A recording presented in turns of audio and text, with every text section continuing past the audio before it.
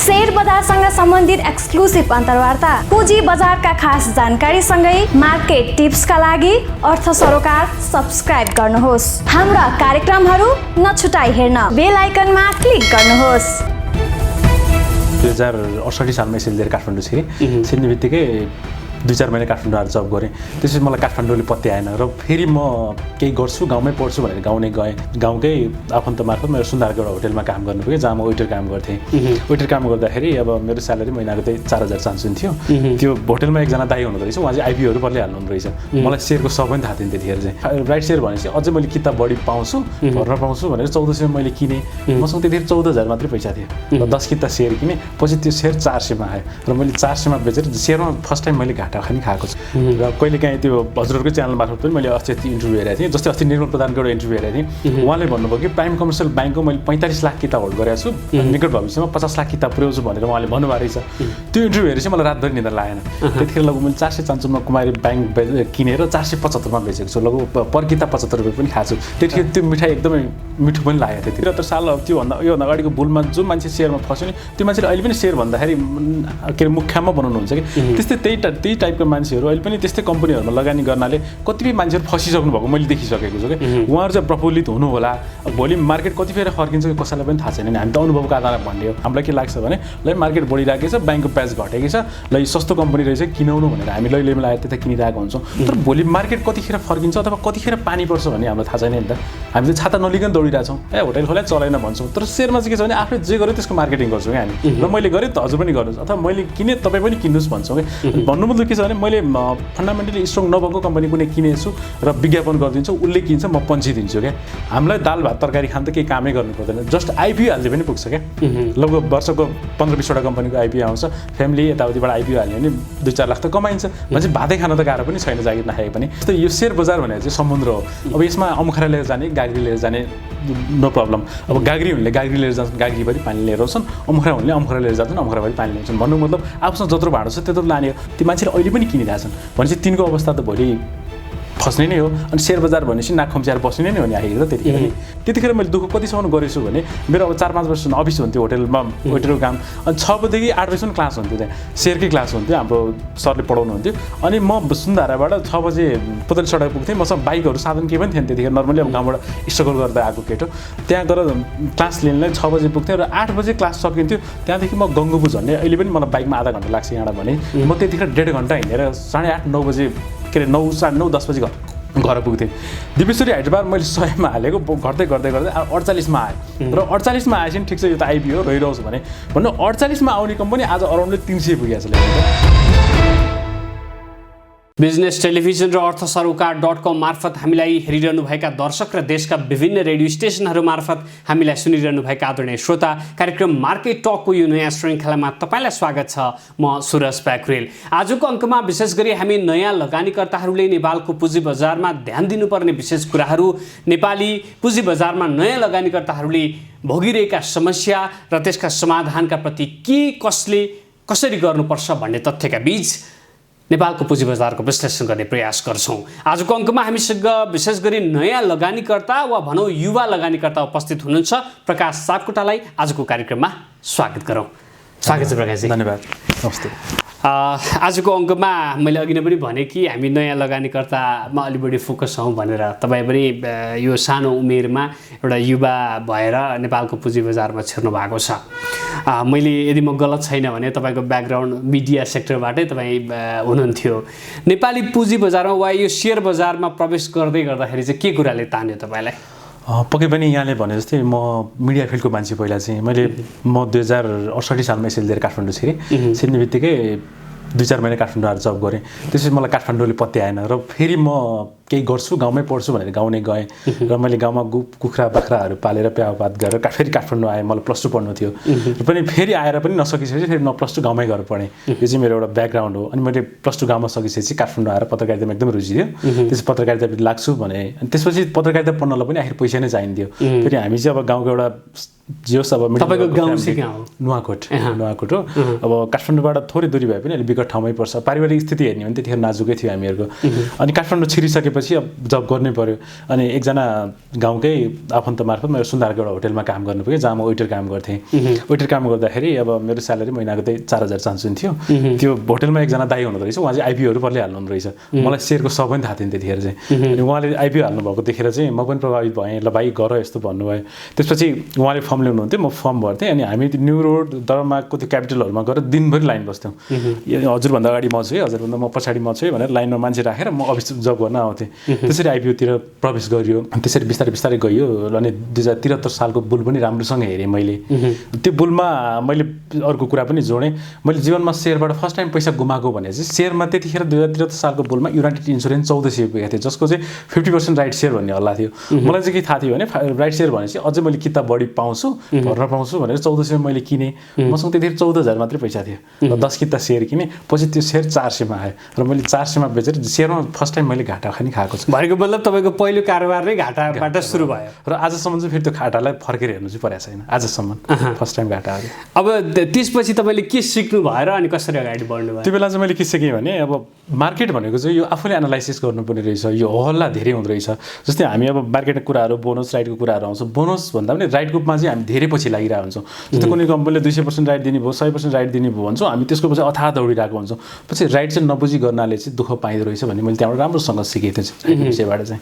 र अर्को कुरो भने हल्ला भन्दा नि आफै एनालाइसिस गर्न सक्यो भने, सही गलत आफैले छुट्याउन सक्यो भने धेरै राम्रो हुने। त्यो बेला चाहिँ हल्लैका भरमा तपाईँले त्यो सेयर किन्नु भएको थियो? मलाई केही पनि थाहा थिएन त्यतिखेर चाहिँ। कसैले किन भन्यो, मसँग 10,000 पैसा थियो 2-3 महिनाको स्यालेरी लर हालेँ। अनि 14,000 को 400 मा आउँदाखेरि त अब 4000 त भयो। अलिकति नमजा पनि लाग्यो, तर म अब यही सेक्टरमा केही गर्छु भनेर लागिसकेपछि त्यो बिर्सिएँ मैले छिट्टै नै। त्यस पछाडिको यात्रा वा भनौँ न राम्रो गर्दै गरेको वा चाहिँ कमाएको यात्रा चाहिँ कसरी सुरु भयो? त्यसपछि पनि थुप्रै छन् कहानीहरू। अब लगभग थोरै थोरैबाट स्टार्ट गर्यो। आज चाहिँ अब जस राम्रै पोर्टफोलियो बनाएको छु भनौँ। आज पनि मैले लगभग 2-3 महिना अगाडि यो शिखर इन्सुरेन्स, नेपाल लाइफ इन्सुरेन्सबाट राम्रै प्रफिट बुक गरेँ र अहिले पछिल्लो समय ब्याङ्किङ सेक्टरमा पनि राम्रै गरिरहेको छु। र मलाई चाहिँ अहिले चाहिँ यो नसामा भइसक्यो सेयर। र कहिलेकाहीँ त्यो हजुरहरूको च्यानल मार्फत पनि मैले अस्ति इन्टरभ्यू हेरेको थिएँ। जस्तै अस्ति निर्मल प्रधानको एउटा इन्टरभ्यू हेरेको थिएँ। उहाँले भन्नुभयो कि प्राइम कमर्सियल ब्याङ्कको मैले 45 लाख किताब होल्ड गरेको छु, निकट भविष्यमा 50 लाख किताब पुर्याउँछु भनेर उहाँले भन्नुभएको रहेछ। त्यो इन्टरभ्यू हेरेपछि मलाई रातभरि निद्रा लागेन। यो लेभलमा म कहिले पुग्ने भन्ने भयो मलाई चाहिँ। भन्दा म चाहिँ त्यसरी पनि मोटिभेट भइरहेको हुन्छु र नसामा भइसक्यो सेयर मार्केट चाहिँ। अब भनौँ न तपाईँले जसरी चाहिँ सुरुवातीको कारोबारमै एकदम नमजासँग गुमाउनु भयो, त्यसपछि त एक खालको चाहिँ तपाईँ होपलेस पनि हुनु भएको थियो होला वा भनौँ न साह्रै टेन्सन पनि भयो होला। फेरि त्यही बजारलाई फर्केर हेरेर वा यसरी नै अगाडि बढ्छु भन्ने चाहिँ के कुराले मोटिभेट गर्छ? त्यो चाहिँ यस्तो हुँदो रहेछ। अब बैगुनलाई गुणले मार्नुपर्छ भन्ने एउटा उखान छ हामीसँग। अब चोट लाग्यो भनेर अब चोटदेखि डराएर भागेर त भएन नि त। हिरा काट्ने हिरा नै हुन्छ भने जस्तै त्यतिखेर मसँग सर्टेन अमाउन्ट थियो, मैले बुझिनँ, म लैलैमा लागेँ, मैले घाटा खाएँ। र अब म बुझ्छु, म लागेर गर्छु, बरु 2-4 हजार फेरि ऋण खोजेर पनि हाल्छु भन्ने भयो। आफै मोटिभेट भएँ म चाहिँ। फेरि पहिलेदेखि आफै केही गर्नुपर्छ भन्ने टाइपको र समस्यादेखि डराउँदैन थिएँ म चाहिँ। र त्यहीँबाट नै केही गर्छु भनेर। भनौँ न त्यो बेला त तपाईँ होटलमै काम गर्नु थियो होला, तपाईँको स्यालेरी त्यही 4-5 हजार थियो होला। अब त्यत्रो घटिसकेपछि पनि फेरि कहाँबाट पैसा खोजेर ल्याएर हाल्नु? म अभियसली ऋणदेखि त्यति डर लाग्दैन गरेँ त्यतिखेर पनि।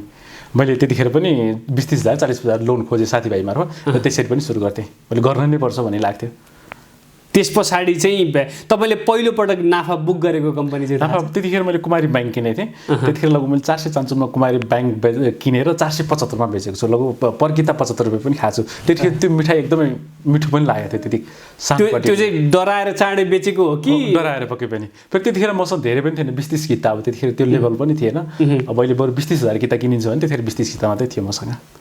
भनेको अब चाहिँ त्यो गुमाएको देखेर चाहिँ थोरै पनि नाफा खान थाल्नुभयो? एकदम। सबैभन्दा बढी नाफा कमाएको बेला चाहिँ सम्झिने हो भने? पछिल्लो समय मैले शिखर इन्सुरेन्सबाट राम्रै कमाएँ। पछिल्लो समय मैले शिखर इन्सुरेन्स लगभग 1400 चान्चुनमा उठाएर लगभग मैले 2800 चान्चुनमा बेचेछु। लगभग डबलै प्रफिट भयो। राम्रो भएको थियो। त्यसो तपाईँ त एकदमै त्यो भनौँ न नबुझेको हिसाबले लहैमा बजारमा लाग्नुभयो। ठुलो भनौँ न त्यो बेलाको त्यो घाटा सम्झिने हो भने भयङ्कर ठुलो घाटा हो त्यो, होइन? र पछि मार्केटमा लाग्नुभयो। यो बुझ्दै गर्दाखेरि त तपाईँले नेपालको सेयर बजारमा यस्ता धेरै यसरी हल्लाका पछि लाग्ने मान्छेहरू पनि छन् होला। अहिले पनि हामी बुल बजारमा छौँ। अहिले पनि भनौँ न केही एकदम विक कम्पनीहरू एकदम हाई प्राइसमा पनि किनिरहनु भएको छ। उहाँहरूलाई चाहिँ तपाईँको सन्देश के छ? पक्कै पनि यो हजुरले एकदम जायज क्वेसन सोध्नुभयो। अहिले पनि त्यो हामी स्टकमा देखिरहेको छौँ कि कस्तो छ भने कुनै पनि नबढ्नुपर्ने कम्पनी र त्यो फन्डामेन्टली हेर्दा अथवा टेक्निकल रूपमा हेर्दा त्यो विक कम्पनीहरू पनि अहिले कहाँ पुगिरहेको देखिरहेको छौँ कि। अनि मलाई लाग्छ कि कतिपय मान्छेहरू फसिसक्नु भयो र ती मान्छेले पहिला सुनिन्छ त्यो 73 साल त्योभन्दा योभन्दा अगाडिको बुलमा जो मान्छे सेयरमा फस्यो नि त्यो मान्छेले अहिले पनि सेयर भन्दाखेरि के अरे मुख्यमा बनाउनुहुन्छ कि। त्यस्तै त्यही टाइपको मान्छेहरू अहिले पनि त्यस्तै कम्पनीहरूमा लगानी गर्नाले कतिपय मान्छेहरू फसिसक्नु भएको मैले देखिसकेको छु कि। उहाँहरू चाहिँ प्रफुल्लित हुनु होला। अब भोलि मार्केट कतिखेर फर्किन्छ कि कसैलाई पनि थाहा छैन नि, हामी त अनुभवको आधारमा भन्ने हो। कतिखेर फर्किन्छ थाहा हुन्न र फर्क्यो भने त त्यो कम्पनी त थारो गाई पाले जस्तो हो, कहिले वर्ष केही दिँदैन, नदिएपछि त भोलि 400-500 कम्पनी 120 मा आएर बस्ने हो नि त, अथवा 80 मा आएर बस्ने हो नि त। त्यसरी आउँदा ती मान्छेहरू त फसिसकेका छन्। र अर्को कुरा चाहिँ के भन्छ लैमा नलागौँ हामी। अब अहिले त प्रविधिको धेरै कुराहरू आइसक्यो। पहिला सेयरको कारोबार हेर्न भोलिपल्ट पत्रिका कुर्नु पर्थ्यो भने त अहिले त एउटा वेबसाइटमा क्लिक गर्ने बित्तिकै तपाईँहरू जस्तै अरू अनलाइनहरू फ्याक्कै देखिन्छ। भनेपछि हल्लाको भरमा लाग्नुभन्दा पनि हामीले आफैले हेर्न सक्यो भने अझै सहज होला भने। तपाईँले जुन 1400 मा किन्नुभएको सेयर 400 मा आएको थियो नि, आजको दिनमा पनि केही कम्पनीहरूको सेयर त्यसै गरी आउँछ भन्ने देख्नु भएको छ? देखेछु पक्कै पनि। स्क्रिप्ट नभनौँ तर कतिपय सेयरहरू त्यस्तो भइसकेका छन् अहिले पनि। मैले एक्जाम्पल दिएँ, मैले कुनै पनि एउटा आइपिओ हालेको थिएँ फर्स्ट टाइममा, त्यो आइपिओ 48 रुपियाँसम्म आएको थियो र त्यही आइपिओ अहिले झन्डै 300 सम्म पुगेको छ। भनेपछि त्यसको बाटो त भोलि 100 अथवा 50-60 अथवा 150 मै आउने त हो नि। आज 300 भन्दा माथि गइसकेको छ त्यो। कुनै बेला 48 मा आएको आइपिओ थियो, 100 मा हालेको 48 मा चाहिँ ती लगानीकर्ताहरू त फसिसक्नु भयो नि त किसिमले। त्यही भएर हल्लाको पछि भन्दा पनि आफूले मूल्याङ्कन चाहिँ गर्न सक्नु पर्यो। तर आजको बजार हेर्ने हो भने भनौँ न जस्तो कम्पनीमा पनि जति पैसा पनि हाल्न तयार भइरहेका छन् लगानीकर्ताहरू। एउटा सामान्य तपाईँले भने जस्तो 48-50 रुपियाँको कम्पनी आज 300 प्लस 400 मा पुगिसकेको छ होइन। यो फेरि कसैका कुरा सुनिरहेका छैनन् लगानीकर्ताहरू। तपाईँले आफ्नो अनुभवका आधारमा भनिदिनुहोस् न यो कतिको रिस्की छ यो काम? यो त मैले अघि पनि भने सर, यो रिस्की त धेरै नै रिस्की छ। किनकि अब हिजो 48-50 रुपियाँको कम्पनी आज डबल ट्रिपलै भइसक्यो क्या। यो बुलमा त भनिन्छ अब जस्तो कोरो पनि दौडिने, गोठालामा लगेपछि थारो गाई पनि दौडिन्छ, ब्याउने गाई पनि दौडिन्छ, त्यो समस्या भएन। तर अहिलेको समय भने त जस्तो मार्केटमा पनि बढिरहेको छन् अनि हामीलाई के लाग्छ भने ल मार्केट बढिरहेको छ, ब्याङ्कको ब्याज घटेको छ, ल सस्तो कम्पनी रहेछ किनाउनु भनेर हामी लैमा लागेर त्यता किनिरहेको हुन्छौँ। तर भोलि मार्केट कतिखेर फर्किन्छ अथवा कतिखेर पानी पर्छ भन्ने हामीलाई थाहा छैन नि त। हामी त छाता नलिकन दौडिरहेछौँ, घाम लाग्यो भने दौडिरहेछौँ, भोलि कतिखेर पानी पर्छ भन्ने थाहा छैन। त त्यसकै उसमा चाहिँ धेरै लगानीकर्ताहरू फस्ने चाहिँ मैले देखिरहेको छु अहिले पनि।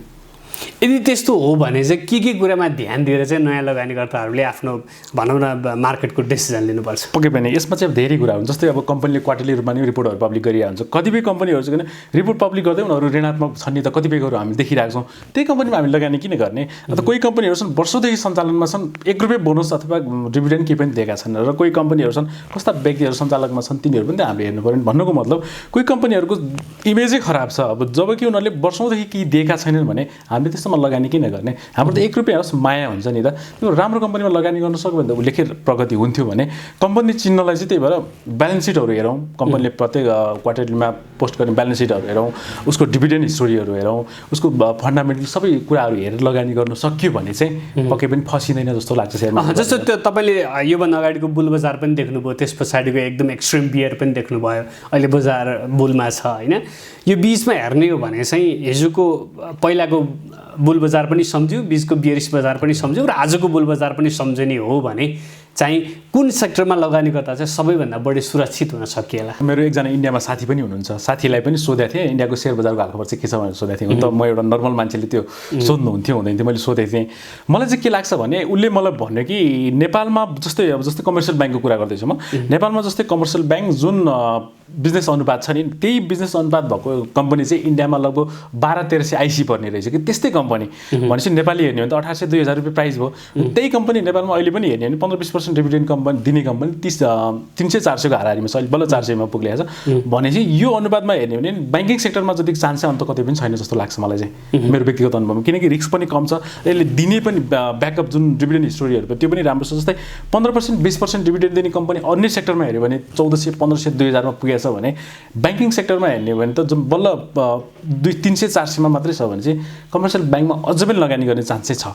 जस्तो यो अहिले भनौँ न नेपालको पुँजी बजारमा हिजोका दिनमा तपाईँले 4000 को जागिर खाएर सेयर बजारमा इन्भेस्ट गरे जस्तै धेरै विद्यार्थीहरू चाहिँ अहिले नेपालको पुँजी बजारमा आउनु भएको छ। धेरै अहिलेको कन्डिसनमा पनि 5-7 हजार कमाउनेहरू पनि भयभरको पैसा चाहिँ मार्केटमा लगाइरहनु भएको छ। उहाँहरूलाई चाहिँ तपाईँका ती दिनहरू सम्झेर भन्नुपर्दाखेरि चाहिँ टिप्सहरू दिनुहोस् न केही। मैले त्यही जीवनलाई फर्केर हेर्दा भन्नुपर्दा हिजो तपाईँहरू अहिले जुन अवस्थामा हुनुहुन्छ म हिजो त्यही अवस्थामा थिएँ। म चाहिँ के भन्छु भने नेपाली सेयर बजार भनेको चाहिँ मैले अघि पनि भने मेरो नसामा भइसक्यो।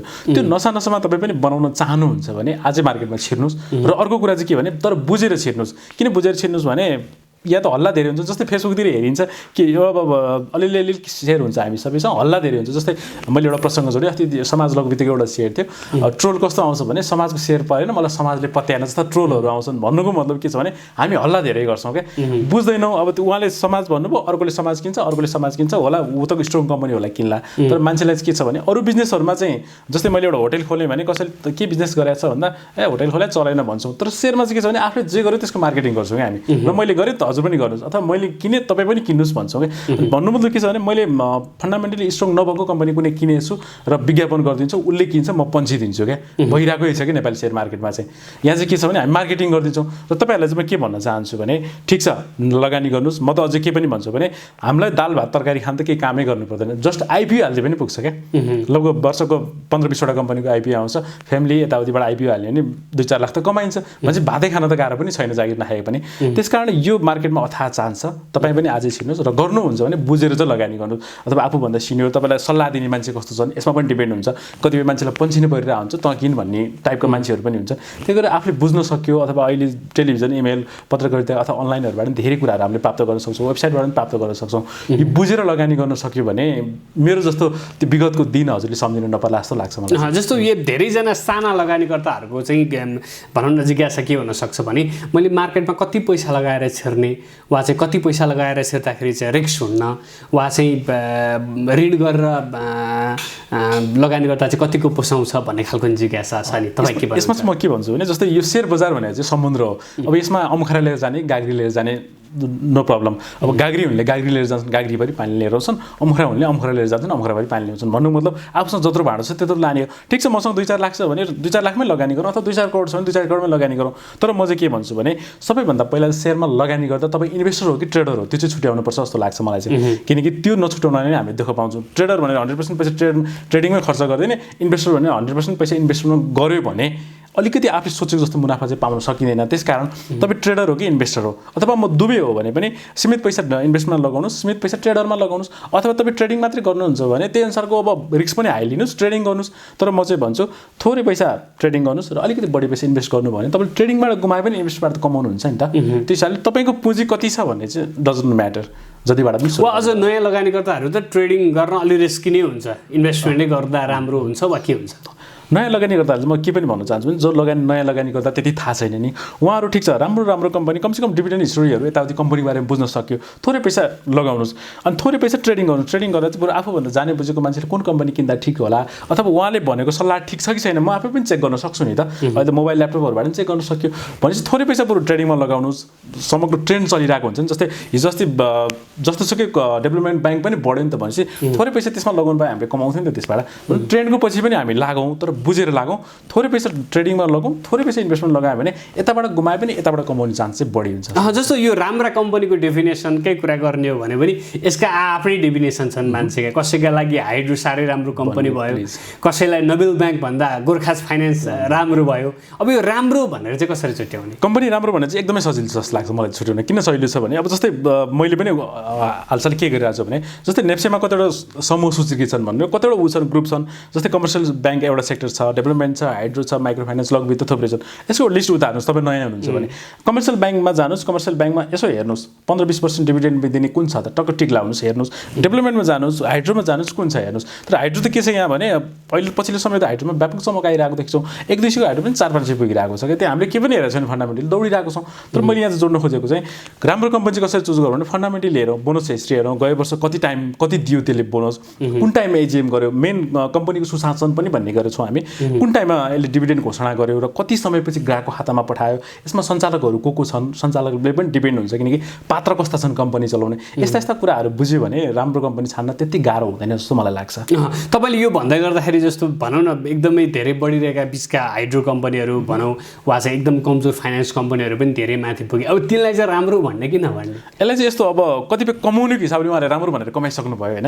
अब फन्डामेन्टली हेर्ने भने त उनीहरूको के पनि छैन। जस्तै अब नाम लिन मिलेन कतिपय फाइनेन्सहरू मैले यो बुल सुरु हुनुभन्दा 6-8 महिना 1 वर्ष अगाडि 120 मा किनेर 180-90 मा थाले त्यो फाइनेन्सहरू, आज त्यही फाइनेन्स 500 मा पुगेको छ। ल उनीहरूले वर्ष नि के पनि दिँदैन, एजिएम गर्छन्, यसपालि सेयरधनले के पनि नपाउने भनेर न्युज हालिदिन्छन्, सिद्धि भने ती कमाइ 1200-700 मा पुगेछन् भने ती मान्छेले अहिले पनि किनिरहेछन् भनेपछि तिनको अवस्था त भोलि फस्ने नै हो। अनि सेयर बजार भनेपछि नाक खुम्च्याएर बस्ने नै हो नि आखिर त्यतिखेर नि। कतिपय तिरत्रक बुलमा फस्नेहरू पनि अहिले नाक खुम्च्याउँछन्, केमा काम गर्छ के गर्छ भन्दा सेयर गर्छ, सेयर त काम छैन डुलिरहेछ जस्तो भन्छन्। भनौँ न फन्डामेन्टली राम्रो स्ट्रङ भएको कम्पनी कमसेकम एउटा केही जानिएन भने पनि डिभिडेन्ड हिस्टोरी एउटा यसले कति दिँदो रहेछ वार्षिक प्रतिफल कुन टाइममा एजिएम गर्दो रहेछ भनेर बुझ्न सक्यो भने पनि राम्रो कम्पनी चाहिँ पक्कै पनि छ। जस्तो तपाईँले जुन चाहिँ 14,000 मा किनेको सेयर चाहिँ झ्याप्पै एकदम घटेको थियो होइन, 4,000 मा आयो लगभग। यस्तो हुँदाखेरि चाहिँ मान्छेहरू एकदम विरक्ति र यो मार्केटबाट नै एक्जिट हुने गरेका धेरै त्यस्ता उदाहरणहरू हामीले देखेका छौँ होइन। तपाईँ त अझ ऋण खोजी मार्केटमा लाग्नु भएर आजको दिनमा तपाईँसँग करोडौँको पोर्टफोलियो छ। अब त्यसरी चाहिँ के कुराले मोटिभेट हुने भन्ने कुरा चाहिँ तपाईँले दिनुभएको उदाहरण जस्ता धेरै त्यस्ता पात्रहरू हुन सक्नुहुन्छ। के कुराले तपाईँलाई एकदमै धेरै क्याच गर्यो त्यो कुरा पनि सेयर गरिदिनुहोस् न। केही गर्ने भनेपछि अब कि त यहीँ केही गर्नु पऱ्यो कि बाहिर जानु पऱ्यो भनेपछि मैले के भने सेयरमा त्यति हार खाएँ ठिक छ, अब म यसबाटै कति कमाइरहेको उदाहरण पनि छ नि त। मानौ त्यतिखेर मैले गुमाएँ तर मैले भन्दा कमाउने पनि त छ नि, त्यतिखेर मैले जानिनँ कमाएँ के अरे गुमाएँ तर मेरै साथी थुप्रैले कमाइरहनु पनि भएको थियो भनेपछि मैले बुझिनँ यो सेक्टरमा पक्कै पनि। भनेपछि मैले अर्को पनि प्रसङ्ग जोडेँ, मैले अघि पनि भन्न बिर्सेछु, मैले त्यो गर्ने बित्तिकै मैले सेयरको ट्रेनिङ लिनुपर्छ भन्ने फिल गरेँ मैले। अनि मैले हाम्रो यहाँ रविन्द्र भट्टराईको पुतली सडकमा सेयर ट्रेनिङ थियो, त्यहाँ गएर 3,000 कि 4,000 मा 1 विकको ट्रेनिङ पनि लिएँ। त्यतिखेर मैले दुःख कतिसम्म गरेछु भने मेरो अब 4-5 वर्ष अफिस हुन्थ्यो होटेलमा वेटरको काम, अनि 6 बजेदेखि 8 बजीसम्म क्लास हुन्थ्यो, त्यहाँ सेयरकै क्लास हुन्थ्यो, हाम्रो सरले पढाउनु हुन्थ्यो। अनि म सुन्धाराबाट 6 बजे पुतली सडक पुग्थेँ, मसँग बाइकहरू साधन केही पनि थिएन त्यतिखेर, नर्मली अब गाउँबाट स्ट्रगल गर्दै आएको केटो। त्यहाँ गएर क्लास लिनलाई 6 बजे पुग्थेँ र 8 बजे क्लास सकिन्थ्यो। त्यहाँदेखि म गङ्गोपुर झन्डै अहिले पनि मलाई बाइकमा आधा घन्टा लाग्छ यहाँबाट भने म त्यतिखेर 1.5 घन्टा हिँडेर 8:30-9 बजे के अरे 9, 9:30, 10 बजे घर पुग्थेँ। त्यतिकै धेरै स्ट्रगल किनकि मैले गर्नु नै छ यहाँ त, किनकि मैले त हारिसकेँ यहाँ भनेपछि मैले खेल जित्नु नै छ भनेर मैले त्यति धेरै स्ट्रगल त्यति धेरै त्यो क्लास लिएर त्यति स्ट्रगल गरेर पनि मैले सुरु गरेँ, मैले त गर्नु नै छ भन्ने लाग्यो। कति कमाएपछि चाहिँ वेटरको काम छोडिदिनु? मैले लगभग अराउन्डली 3 इयर्स जति काम गरेँ त्यहाँ। त्यो वेटरको काम छोड्दा पनि मसँग राम्रै पोर्टफोलियो भइसकेको थियो होला मैले, किनकि यता म इन्सुरेन्समा पनि हल्का लागेको छु प्लस मिडिया पनि थियो भनेपछि त्यतिखेर जस्ट ठिकै पोर्टफोलियो थियो। भनेपछि अब चाहिँ लगभग यो काम गर्नु पर्दैन भनेर छोड्नु भयो तपाईँले।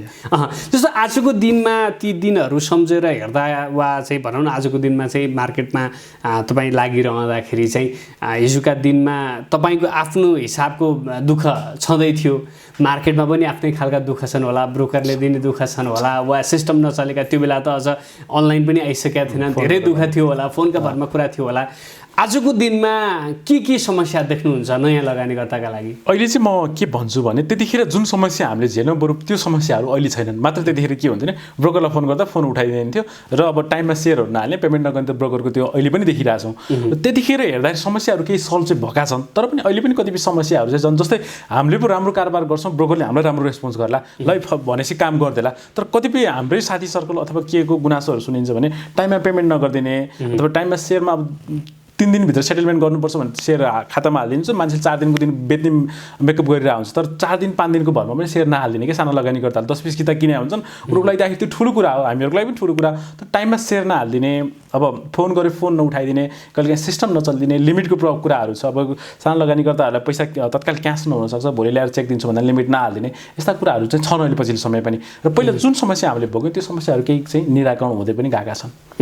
पहिला तपाईँहरूले भोग्नु भएका धेरै त्यस्ता समस्याहरू चाहिँ के? जस्तै त्यतिखेर हामीले चाहिँ अब अनलाइन केही पनि थाहा थिएन, फोन गर्नु पर्थ्यो, फोन गरेर पनि अथवा त फोनै नलाग्ने ब्रोकरको लागि पनि घन्टौँ वेटिङमा बस्नु पर्ने, अब व्यक्तिको मोबाइल नम्बरहरू माग्ने कुरा पनि भएन, भए पनि दिनुहुन्न थियो। अब त्यतिखेर 10-20 किताको केही भ्यालु पनि हुँदैन थियो। प्लस अर्को भने अब सेयर बेच्यो, फोन गरेर पैसा हालिदिनु भने पैसा नहालिदिने, चेक लिन गयो अलाङ टलाङ गर्ने, किनकि अब त्यो पैसा त उनीहरूलाई जति अकाउन्टमा राख्न पाए त्यति चलाउन मोबिलाइज गर्न पाउने थियो होला नि त। अहिले थाहा पाइयो बल्ल।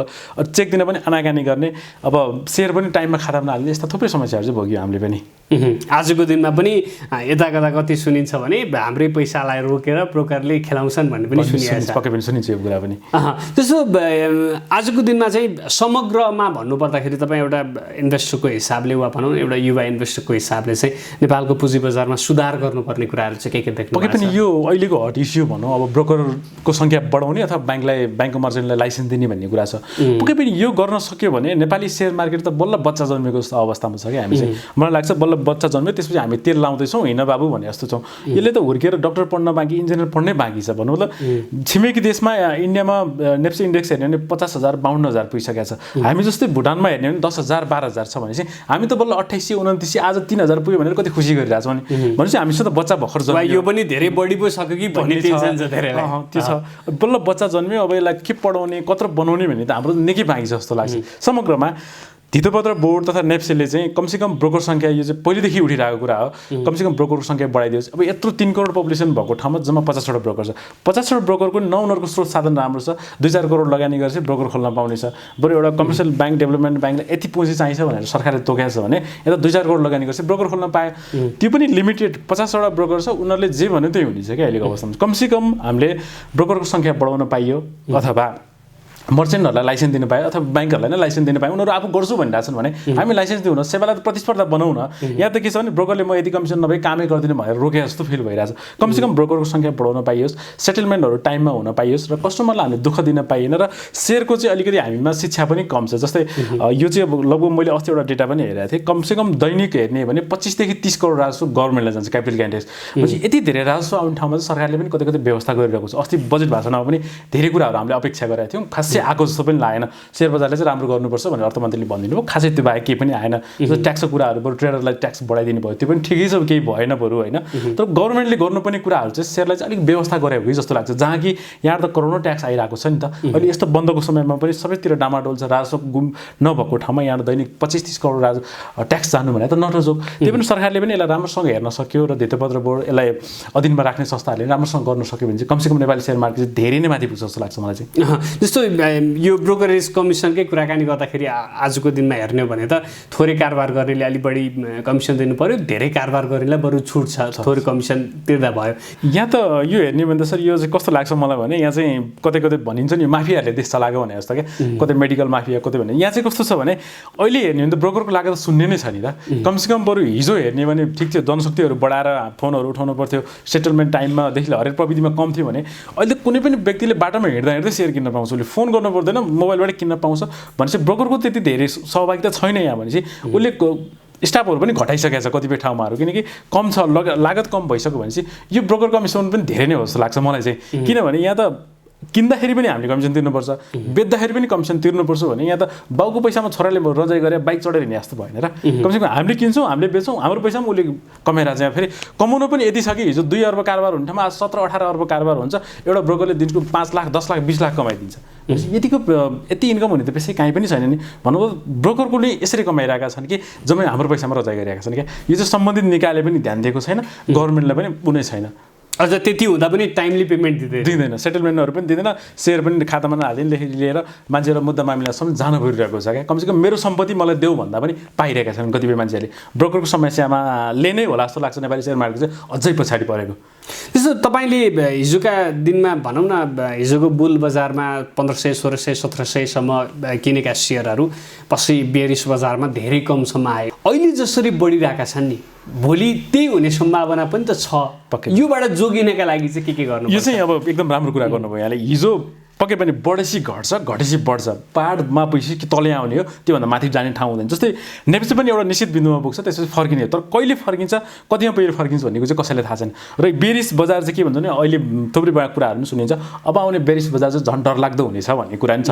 त्यति डरलाग्दो त नहोला, किनकि हिजो हामीसँग 3-4 लाख लगानी गर्दा थियो भने आज त हामीसँग डिमाटै लगभग 35 लाख डिमाट खोलिसक्यो। हिजो 2-3 लाख थियो भने एक्टिभ लगानी गर्दा लगभग अनलाइन युजरै 7 लाख सानो जुन पुगिसकेको छ भने त्यति डरलाग्दो त नहोला। तर फस्ने चाहिँ फस्ने नै छन् कतिपय मान्छे। मान्छेहरू किनकि हिजो अघि सरले भने जस्तै हिजो 150 अथवा 60 70 अथवा 80 90 का कम्पनी आज 700 800 मा पुगिसन् यो जम्मै लैलैमा बढिरहेछन् भोलि जब बेर सुरु हुन्छ बेर सुरु झर्दै तल आउने हुन् अनि कम्पनी आएर 150 मा बस्ने हुन् अथवा ठिक छ यो पालि अलिकति ग्रोथ होला 200 मा गएर होला तैपनि 700 मा किन्ने कम्पनी 200 मा आएर बस्यो नि त ती मान्छेहरू तिमीले त गुमाए त्यही भएर यो चान्सबाट हामी उम्किने हो भने चाहिँ ठिक छ तपाईँ ट्रेडिङ गर्नुहुन्छ नि कमाउनुहोस् गर्नुहोस् नराम्रो कम्पनीमा पनि ट्रेडिङ गर्नुहोस् नगर्नु भन्न मिल्दैन तर पनि आफूले कतिसम्म घाटा सहन सक्छु त्यो चाहिँ आफूले इभ्यालुएसन गर्नुपर्छ जस्तो लाग्छ जस्तै 700 पुगेको छ भोलि 600 मा आयो भने मैले बेचेर नि म पन्छिन सक्छु अथवा 500 मा आयो भने म बेचेर पन्छिन सक्छु अथवा 700 बाट 770 भन्दा बढी म लोभ गर्दिनँ भन्ने एउटा क्राइटेरिया चाहिँ छुट्याउनु पर्छ यहाँ चाहिँ लोभले लाभले बिलाभ भने जस्तो 700 टार्गेट राखेको हुन्छ मार्केट 900 पुग्दैन हामीले बेच्दैनौँ अनि त्यो 900 को सेयर आएर 300 मा बसिन्छ अनि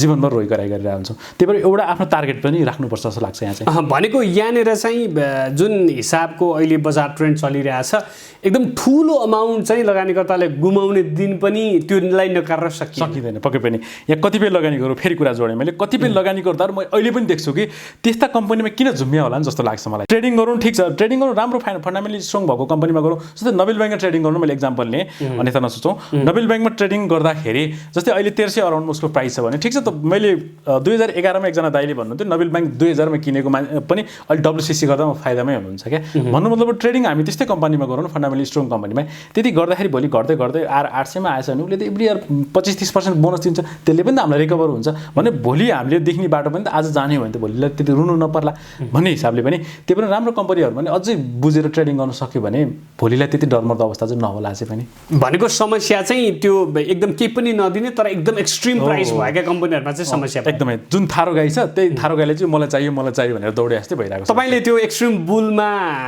देख्नु भएका र बियरिश बजारमा एकदम तल झरेका कम्पनीहरू भनेर त सम्झिनु पर्दाखेरि कुन थिए जस्तै त्यतिखेर मैले युनाइटेड इन्सुरेन्सलाई लिएँ जस्तै मैले 1400 मा किनेर पछि 400 मा पनि बेचेँ त्यो कम्पनी जस्तै अहिले पछिल्लो समय मैले जुन दिव्यश्री हाइड्रो पावर मैले सेयरमा लगानी गर्दाखेरि सबभन्दा पहिला आइपिओ परेको मलाई दिव्यश्री हाइड्रो पावर मलाई सायद मैले उ गरेँ दिव्यश्री हाइड्रो पावर मैले 100 मा हालेको घट्दै 48 मा आयो र 48 मा आएपछि ठिक छ यो त आइपिओ रहिरहोस् भने भन्नु 48 मा आउने कम्पनी आज अराउन्डले 300 पुगेको छ हेर्नु त यो चाहिँ यसले तपाईले पर्किता यो 300 मा शेयर किन्दा तपाईले उल्टै 32-33 रुपैयाँ ऋण लागेको छ कि शेयर किन तपाईले फन्डामेन्टली हेर्नुहुन्छ भने किनकि यो कति करोड त माइनसमै छ नि त यस्ता शेयरहरू त भन्नुको मतलब तपाईले यस्ता विक कम्पनीहरू किन्नु भने त भोलि त बेयरिश त डरलाग्दो देखिने नै अवस्था छ नि किनकि हिजो 48 त मैले भोगिसकेको मान्छे हो अहिले आज 300 पनि मैले देखेकै छु र 300 मा किन्ने मान्छे पनि मैले देखेकै छु के उनीहरूले मेरो हिजो त्यो 48 मा आएको उनीहरूलाई थाहा छैन भन्नु मलाई उनीहरूले बुझेको छैन किनिरहेको छन् बढेछ सस्तो कम्पनी भनेको छन् थारो गाईको पछाडि लागेका छन् भोलि त्यो त ब्याउँदैन कहिले पनि न दुध दिन्छ न घिउ दिन्छ अनि मान्छे फसिन् त्यतिखेर त्यही भएर यस्ता कम्पनीहरू बुझ्नु चाहिँ जरुरी छ भनेको त्यस्ता कम्पनीहरुमा लगानी गरेर विशेष गरी नयाँ लगानीकर्ताहरू त फस्छन् किनकि सस्तो देख्छन् उनीहरुसँग अमाउन्ट पनि थोरै हुन्छ त्यो नर्मली कुरा हो अमाउन्ट थोरै भएपछि उनीहरु यस्तामा किन्छन् किनिसकेपछि उनीहरु फस्छन् बरु अमाउन्ट हामीसँग थोरै छ भने राम्रो स्ट्रङ भएको कम्पनी 10 किता किनौँ न तर हामीलाई त पक्का भने स्योर भयो बरु थोरै किनौँ राम्रो कम्पनी किनौँ किनकि हामी आज सस्तो पायौँ भनेर रत्नबारमा गएर 150-200 को कपडा किनेर हामी ल्याउँछौँ महिना दिनपछि त्यो च्यातिन्छ बरु राम्रो कपडा किनौँ राम्रो ठाउँमा जाउँ बरु एउटा किनौँ न भयो भने त पछिसम्म लाउन पनि त पाइयो नि आई मिन राम्रो कम्पनीमा लगानी बरु 10 किता किनौँ 15 किता किनौँ तर पछि घट्दा पनि त्यति मजाले घट्दैन र घटिहाल्यो भने पनि त्यसले दिने दुध घिउ अथवा त्यसले दिने बोनसले पनि रिकभर गर्छ तर बजारमा अहिले चलेको ट्रेन्ड चाहिँ विशेष गरी नयाँ लगानीकर्ताहरू जो हुनुहुन्छ उहाँले राम्रो कम्पनी भन्दा पनि मूल्यमा कहाँनेर कुन चाहिँ सस्तो छ भनेर किन्नुहुन्छ त्यो चाहिँ रिस्की भयो यो चाहिँ यस्तो अब समग्र ट्रेन्ड हेर्दा अहिले बुलिस बजारमा चाहिँ के छ भने अब जस्तो कम्पनी पनि बढिरहेकै हुन्छ प्रायः ठिक छ ट्रेडिङ गर्न जान्नुहुन्छ बुझ्नुहुन्छ भने जस्तो किने पनि भयो भोलि तपाईँलाई अहिले पर्ने हो बुझेर पन्छिन सक्नुभयो भने नो प्रब्लम तर के हुन्छ भने यहाँ सस्तो देख्छौँ हामी अब नेपालीको बानी चाहिँ के छ भने सस्तो पाएपछि अथवा सित्तेमा पाएपछि हात्ती पनि किन्छौँ भन्छौँ नि हात्तीलाई घरलाई कसरी पाल्न सक्छौँ त्यो चाहिँ हामीलाई मतलब छैन यसलाई के खान दिनुपर्छ यसलाई पाल्न सक्छु सक्दैन मलाई थाहा छैन तर के छ सस्तो पाएँ फ्रीमा पाएँ भने मैले हात्ती पनि किनिदिन्छु भन्नुको मतलब फन्डामेन्टली स्ट्रङ नभएको कम्पनी आज किनिदिन्छौँ भोलि यसलाई के गर्नुपर्छ कहाँ लगेर तलाउनुपर्छ हामीलाई थाहा हुँदैन कि ल हात्ती यहाँ 100 रुपियाँमा पाउँछु भन्छ म हात्ती किनेर घर लान्छु तर त्यो हात्ती राख्नलाई मसँग खोर छ कि छैन मेरो घर छ कि छैन त्यसलाई मैले खाना दिने पर्छ कि पर्दैन अथवा वर्षको यसले के दिन्छ हामीलाई थाहा छैन मात्र उसले दियो सस्तो भेटाएँ मैले खल्तीमा हालेँ हिँडेँ भन्नु भोलिको दिन के होला कसैलाई पनि थाहा छैन त्यही भएर बरु त्यो हात्ती किन्नुभन्दा अगाडि मैले हात्ती पाल्न सक्छु कि सक्दिनँ हात्तीले वर्षैपछि मलाई के दिन्छ कि दिँदैन यसलाई म खुवाउन सक्छु कि सक्दैन अथवा यसले योबाट मैले केही इन्कम गर्न सक्छु कि सक्दिनँ भनेर पहिले सोच्न पाइयो भने त त्यो हात्ती किन्ने थिएन होला नि त म अथवा हात्ती किन्ने ठाउँमा 2-4 रुपियाँ ऋण गरेर अर्को राम्रो घोडा किन्थ्यो होला कमसेकम घोडा चढेर हिँड्न मिल्यो त्यही भएर पनि हामीले किन्नुभन्दा अगाडि बुझ्नु चाहिँ जरुरी छ जस्तो लाग्छ। यसरी एकदम ठुलो प्राइसहरूमा फस्ने चाहिँ विशेष गरी साना तथा नयाँ लगानीकर्ता नै हुन्छ। यो कुरा चाहिँ फस्नबाट जोगिनका लागि चाहिँ के गर्नु? जोगिन यस्तो भन्छ, म चाहिँ मार्केटमा हाम्रो ट्रेन्ड के छ नेपाली सेयर मार्केटमा भन्दा जुनले सर्किट हान्यो हामी त्यही नै किनिदिन्छौँ। जस्तै विगतका उदाहरणहरू हेर्ने हो भने आज कुन कम्पनीले सर्किट हाने भोलि फर्स्ट आवरमै 10 के 11 बजेर 5-7 मिनटमा त्यो कम्पनी हामी उठाइदिइहाल्छौँ। के हुन्छ यहाँ भने ठुला खेलाडीहरूले आज उठाउँछन् सर्किट हाउनाउँछन् र उनीहरू बिस्तारै बेच्न थालेपछि हामी यहाँ गएर किन्छौँ। जस्तै 100 को कम्पनी बढ्दै 500 मा जान्छ, 500 पछि ठुलाले बेच्न थालेपछि अब सानाले हामी झुमिन्छौँ, हो ल हिजो त सर्किट हानेको हामी उठाउनै पर्छ भने यहाँ उठाउँछौँ र यिनीहरू गएर फस्छन्। कमसेकम यसले दिने के छ, कम्पनी यसले वर्षको के दिन्छ, यसले कस्ता मान्छेहरूले चलाउँछन्, अब एजिएम के छ, यो कहाँ अवस्थित छ, कतिपय मान्छेहरूलाई के छ भने मैले किनेको सेयर कम्पनी कहाँ छ, कसले चलाउँछ, यसले के दिन्छ भन्ने पनि थाहा छैन क्या, लैलैमा लागेको छौँ। कमसेकम लैलैमा लाग्न नगरेर कमसेकम बुझ्यौँ। अहिले त अब यत्र मिडियाहरू छन्, यत्र अनलाइनहरू छन्, कमसेकम एक क्लिक हानेको र सबै इन्फर्मेसन आउँछ नि त। कमसेकम कम्पनीले चाँडा क्वार्टरमा चाँडा रिपोर्ट पब्लिक गरिरहेको हुन्छ। कमसेकम त्यो रिपोर्टहरू पनि राम्रोसँग हेरौँ, कति नाफा कमाएको छ, यसको खराब खर्च कति छ, यसले तिर्नुपर्ने दायित्व कति छ, यसको इपिएसहरू कस्तो छ भनेर कमसेकम बुझ्न सक्यो भने सेयरलाई चाहिँ फर्केर हेर्नुपर्छ जस्तो लाग्दैन मलाई चाहिँ। तर त्यतिसम्म दुःखै गर्दैन किनकि हामी त दौडिरहेको छौँ, एउटा फोन गर्छौँ, कुन मेरै केसमा हेर्ने भने मलाई अब मार्केट खोल्ने बित्तिकै फोन थुप्रै आउँछ, सर कुन किन्ने भन्छु, म यो किन्नु भन्छु। किनिसकेपछि फेरि एउटा नेपाली सेयर मार्केट के पनि अवस्था छ भने हामी किन्न सल्लाह दिन्छौँ, किन्छौँ र किन्ने पनि जान्छौँ तर बेच्न जान्दैनौँ क्या। जस्तै फलाना कम्पनी यतिमा किन्नु, आज राम्रो चान्स आउँदैछ भने किन्नुहुन्छ उहाँहरूले, अब भोलि कतिमा बेच्ने थाहा हुन्न, अनि ल यो बढ्छ भनेर बेचिरहनुहुन्छ, अनि 300 मा किनेको कम्पनी 400 पुग्छ, उहाँ त्यतिखेर नै बेच्नुहुन्न, जब त्यो 300 मा आउँछ अनि सर के गर्ने भन्नुहुन्छ। मतलब बुझ्ने चाहिँ हामीमा नलेज चाहिँ त्यो अल्छीपना छ क्या। भनेको कसरी बेच्ने, यो कसरी जान्ने, त्यो चाहिँ के यो चाहिँ यस्तो, मैले अघि पनि सरलाई भने जस्तै हामीले एउटा टार्गेट राख्नु चाहिँ जरुरी छ। जस्तै मैले मानव एउटा कम्पनी ए भन्ने कम्पनी 500 मा किने, अब मेरो टार्गेट कति हो त, ठिक छ, मैले यो पैसा ऋणबाट खोजेर ल्याएको हो भने ठिक छ, मैले ब्याज तिर्नु पर्यो, 17% मैले कमाउनु पर्यो भने ठिक छ, 500 को सेयर म 600 जाने बेलासम्म म भोइड गर्छु भने 100 रुपियाँ खाने पर्यो कि त होइन। ठिक छ, मेरो यो अब ऋण खोजेको पैसा होइन, म बरु अलिक समय होल्ड गर्छु भने ठिक छ 700 सम्म बसौँ, तर एउटा टार्गेट चाहिँ राखौँ, कति पर्सेन्ट खाने, नर्मली 20% खाने, 25% खाने टार्गेट राखौँ। यहाँ त के छ भने 100% आउँदैन, हामी बेच्दैनौँ, अनि त्यो पछि आएर जेरोमै आउने हुन्छ। त्यही भएर टार्गेट चाहिँ राख्नुपर्छ जस्तो लाग्छ आफैलाई। विशेष गरी ट्रेडरहरूले यो कुरामा एकदम ख्याल गर्नुपर्छ। इन्भेस्टरले त अब समस्या भएन, राम्रो कम्पनी लिएर छोड्दै पनि हुन्छ, अब कमसेकम अपडेट चाहिँ भइरहेको, तर राम्रो कम्पनी लिएर छोडिदियो भने त इन्भेस्टरलाई त समस्या छैन। त्यसो धेरैजनाको एउटा जिज्ञासा के पनि छ भने यो बेलामा यो बुल बजारमा धेरैको चाहिँ भनौँ न धेरै सेयरहरूको मार्केट प्राइस एकदम बढिसकेको छ, यो बेलामा इन्भेस्टमेन्ट गर्ने हिसाबले मार्केटमा छिरियो भने त फेरि यो बुल बजार सकिसक्छ, बेरिस फेरि आउँछ, अनि त्यो हिसाबले त फाइदै भएन भन्ने खालको जिज्ञासा पनि छ नि। पक्कै पनि यो पनि एकदम सही कुरा। जस्तै सरले भने जस्तै कतिपय अहिले पनि नेपाली सेयर मार्केटमा हेर्ने भने राम्रो कम्पनीहरू जसले चाहिँ एभ्री इयर 25-30% बोनस दिने कम्पनीहरू पनि अहिले पनि हेर्ने ब्याङ्किङ सेक्टरमा आयो भने 15-20% बोनस दिने कम्पनी पनि अन्डर भ्यालु नै जस्तो लाग्छ मलाई चाहिँ। अन्डर भ्यालु नै छ, किनकि 500 मुनि त 15-20% बोनस दिने अनि अब थुप्रै कम्पनी छन् ब्याङ्किङ सेक्टरमा हेर्ने, 27-28 ब्याङ्क छन्। ती ब्याङ्कहरू पनि ठिक छ, अहिले अलिकति रिस्क होला, ठिक छ, तपाईँ 2-4 महिना पर्खिन सक्नुहुन्छ भने त्यतिखेर आएर किन्नु, अथवा सक्नुहुन्न भने अहिले पनि तपाईँले ब्याङ्किङ सेक्टर किन्नु भने 2-4 महिना पछि त बोनस खाने। अब हामी चाहिँ 1 महिना असार वेट गर्ने बित्तिकै साउनबाट त बोनस क्लज सुरु हुन्छ। भन्नु मतलब तपाईँले मानौ अब 60 महिना पर्खेर किन्छु भन्नुहुन्थ्यो भने ठिक छ, अलिक घटेर पाउनु होला, तर अहिले 2-4 रुपियाँ बढी नै होला प्राइस, ठिक छ, तर 2-4 रुपियाँ बोनस पनि खान पाउनुहुन्छ नि त यतिखेर तपाईँले। भन्नु मतलब ब्याङ्किङ सेक्टरमा चाहिँ त्यो चान्स अझै पनि छ, तर कतिपय कम्पनीहरूमा चाहिँ प्राइस एकदमै डबलको ट्रिपलै भइसकेको छ। ती कम्पनीहरू चाहिँ कमसेकम बेरिस सुरु भएपछि अथवा 1-2टा राम्रै करेक्सन आएपछि किनेर उठाएर इन्भेस्टको हिसाबले राख्दाखेरि एकदमै राम्रो होला। अन्त्यमा टेलिभिजन हेरिरहनुभएका हाम्रा समस्त दर्शक वा हामीलाई सुनिरहनुभएका श्रोतालाई तपाईँको सन्देश।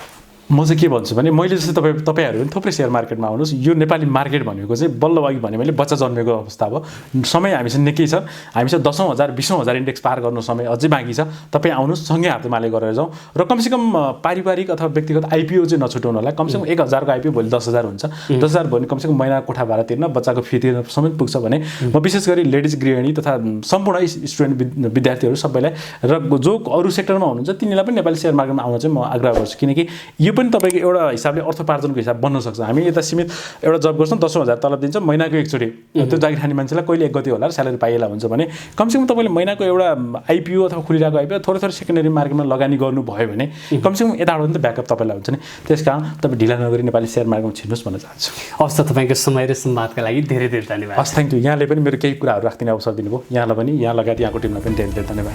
हवस् त दर्शकहरू, यो विशेष संवादसँगै आजका लागि हाम्रो कार्यक्रमको निर्धारित समय सकिएको छ। कार्यक्रम सम्बन्धी सम्बन्धी केही सल्लाह सुझाव वा प्रतिक्रिया भई स्क्रिनमा देखाइएको हाम्रो व्हाट्सएप नम्बरमा सम्पर्क गर्न सक्नुहुनेछ। कार्यक्रमका सम्पूर्ण युनिटसँगै म सुरज प्याकुरेललाई पनि बिदा दिनुहोस्। नमस्ते। अर्थ सरोकार सब्स्क्राइब गरिदिनु भएकोमा धन्यवाद। सत्य बोल्छ तथ्य अर्थ सरोकार।